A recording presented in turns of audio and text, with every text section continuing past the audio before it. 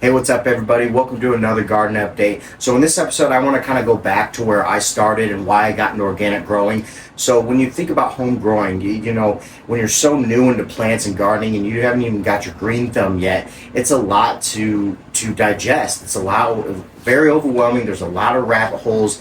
And when I jumped from synthetic to organic years ago, the thought of me growing organic just wasn't even possible. There's so much chemistry and biology, and they're talking soil food webs and protozoas and bacteria. You're talking about this whole other world below the plant, and that can become overwhelming.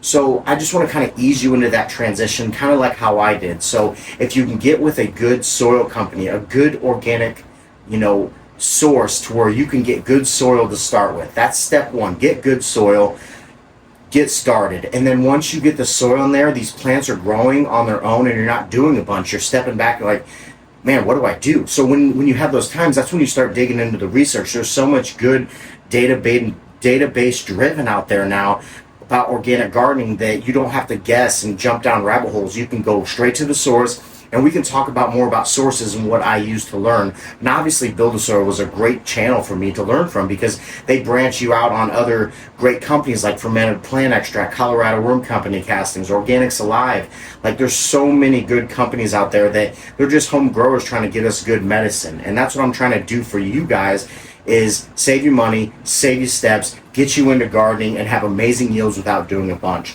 So you can see we have a jungle going on in here.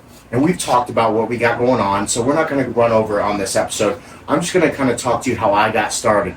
So when I was growing in the 5-gallon pots, the 7-gallon pots, you're dealing with pH, you're dealing with feeds, you're trying to wrap your head around all of this science that you can't even fathom. And that's the same thing with organics, but instead of guessing about pH, guessing about water soluble synthetic nutrients, about what's going to uptake, what's not going to uptake, do I need to check my runoff? Is my runoff accurate? There's so many questions when it comes to synthetic, and I'm not bashing synthetic growers by any means. You guys are very, very smart individuals and you guys know what you're doing. If you don't know what you're doing, organic gardening is going to be that like cheap factor because you can buy good soil, throw it in there and water only and have amazing success. Now where that lazy gardening trigger comes in, you get to be lazy in the grow, but you can't be lazy when it comes to digesting information and learning off of other people, because that's how I keep going and keep thriving, is starting to understand, like we said, what goes on beneath the plant, what's going on in the soil. When you can start learning about the soil food web, who eats who,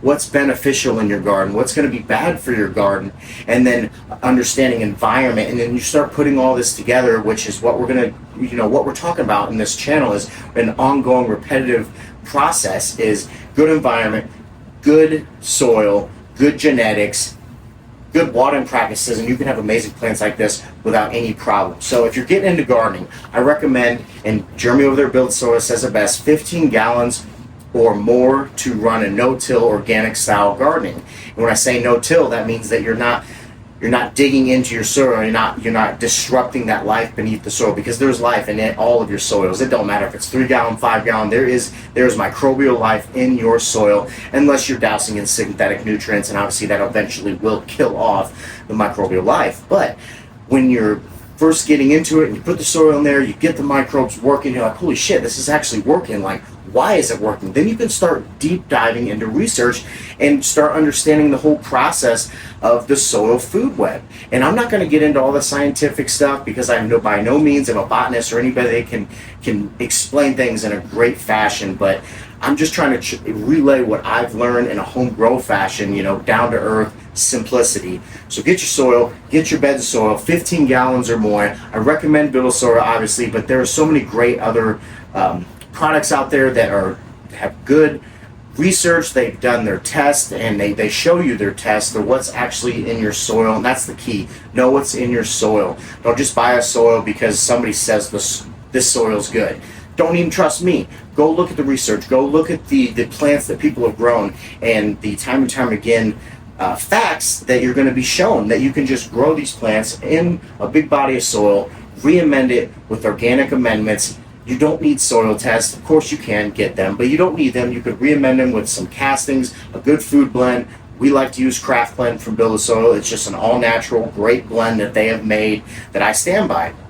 And it helps you get into that door to where, okay, now your garden's thriving and you've done the research and they're like, okay, now what do I do? So now you can start getting into making your own castings, your own ferments, your own compost, and all of that can be used to just recreate, keep re-amending these grows to get you these amazing yields without spending money, because that's at the end of the day what we want to do. And then you can start cloning and doing your own breeding. So then you're not growing, you're not paying for seeds, you're not paying for soil. The only thing you're paying for is electricity and water. And now I don't know about you, but that sounds fire to me, and that's what we're working on here. And even working with Build a Soil or other companies, you know, with organic style gardening, you're not buying it every week, you're not buying it every month, you're buying it 6 months, maybe a year, to where you're replenishing your garden year after, or week after week, month after month, and you're getting amazing yields. So my recommendation is obviously 15 gallons or more, but what I jumped right into this 3x3 bed. It's 70 gallons of soil, and you can see this monster. These are 2 plants. This is 1 plant in 70 gallons of soil. Now I get it, a lot of people, you know, you may be in an apartment, you may be upstairs to where you're worried about the weight in your garden, and that's where you can jump into the 15 gallons or 30 gallons. But if you can go bigger, go bigger. And I promise you, you will not lose money. You will not be mad at this investment, because it is an investment. You're investing in yourself. You're investing in these amazing plants to produce you and your family your medicine. And you don't want to have half-assed medicinal plants. You want to have good, healthy plants. And why not have all natural, healthy sources, just like our fruits and vegetables? The more natural amendments and ingredients in your soil, the more healthy it's going to be for you. So if you're not smoking this and you're taking edibles, or you're using tinctures, anything that has to do with this plant, the CBD and cannabis, it's going to be better going into your body all natural. And that's what sold it for me. It was like, okay, I have the power to grow my own medicine.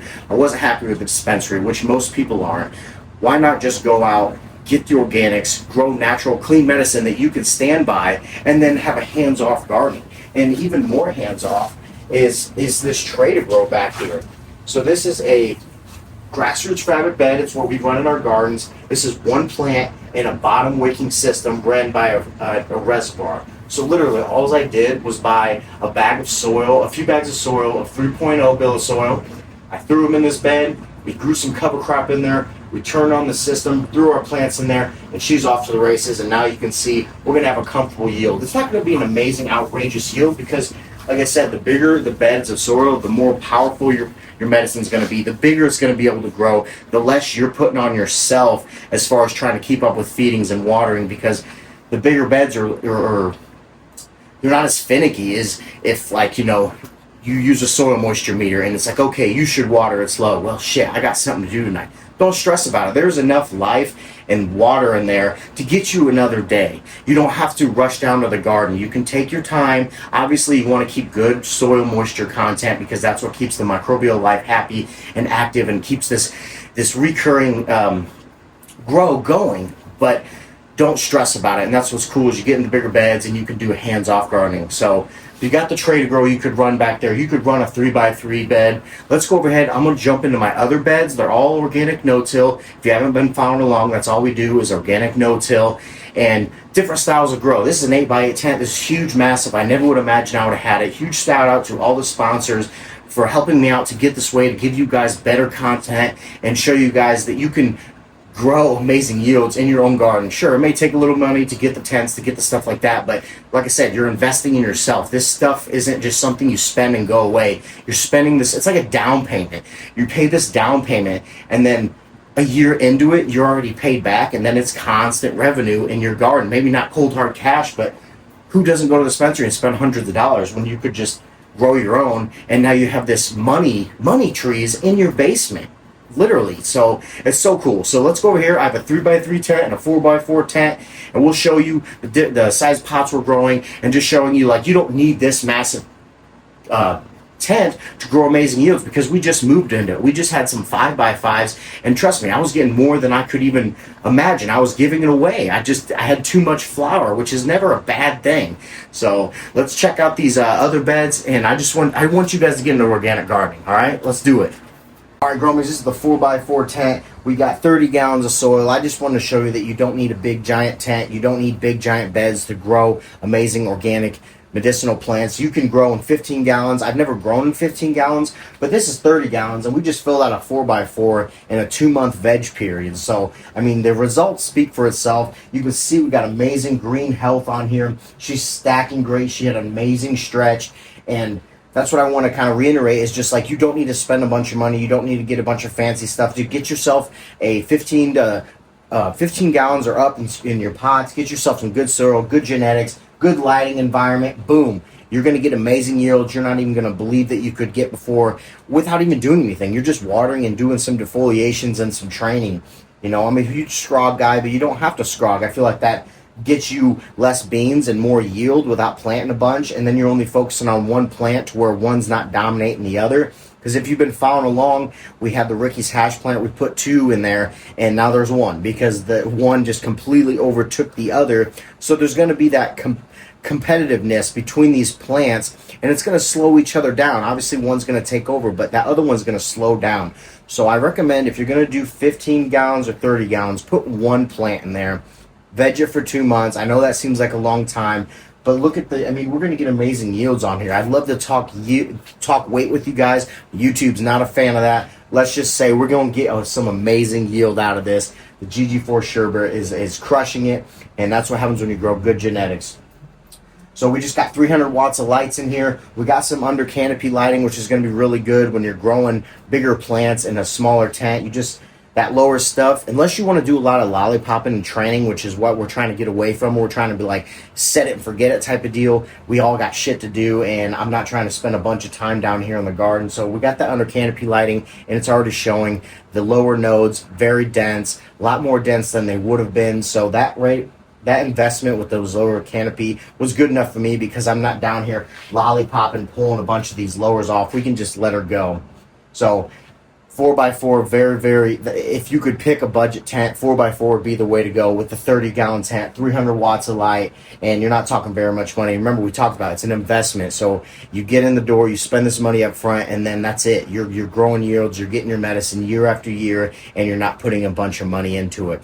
So I recommend this, but if you don't want to get in the 4x4, you don't have the space for a 4x4, and you're still trying to go organic, trying to get these good yields, let's check out this 3x3 here. All right, so this is the 3x3 from Sparta Farmer. We have a grassroots fabric pots here. It's about 25 gallons of soil, and you can see this is completely filled out the 3x3 in 2-month veg time. So I'm all about that, filling up the screen 75%, the scrog screen being the net that we put down. But this one didn't need one. This is a self-training plant, so when you can get lucky with genetics, or you meet up, I shouldn't even say it's luck, it's a good breeder, you can do a water-only garden with no training. We did no training on here, but a little bit of bud clips. We did a little bit of foliation, and then we watered only. And this is only 25 gallons of soil in a 3x3 tent. Like I said, if I could talk yields, I would, but this is going to crush it. It's going to be more than enough to last me until everything else is ready. So get into gardening, get an organic garden, 3x3 tent, 4x4 tent, 8x8 tent, 5x5. There's so many different options. You don't need to worry about organic, like, oh, I need this massive grow. You don't need it. You don't need to play the guessing game. Get into the door, start with some good soil, get yourself a small tent, some good lighting, keep up on that environment. We've talked about environment countless times. It is one of my favorite things about gardening is if you can get good environment, the others can lack a little bit, but good environment, good genetics, good soil, it's over. You're going to have amazing yields, and you're not going to have to do much in the garden. So all the companies that we run with, we have discount codes for. Code Cantaloupe if you decide to get any of these products. And I don't want to push them on you by any means, but I want to get you in the door. So if I can save you a little bit of money with a little bit of discount, I'm all about that. Always message me. You can email me at mccannabisloop@gmail.com, and I'd love to talk more details with you guys. Just get in the door. 3x3, 4x4, like I said, it don't matter. Get in the door. So much love, Gromies. Stay tuned, and I'm happy to see you next time.